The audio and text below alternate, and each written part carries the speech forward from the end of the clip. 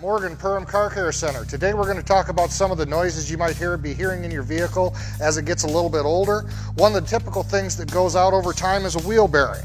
This is an example of a wheel bearing. This one's out of a Subaru, but they're all pretty much the same design. They're a bolt-in, one-piece unit anymore. As these go out, the bearings go bad, you might start hearing a growling noise or a whoop whoop whoop noise that's going to change as you steer from one side to the other, and that's the bearings breaking down inside the wheel bearing. To fix to it, you replace this unit.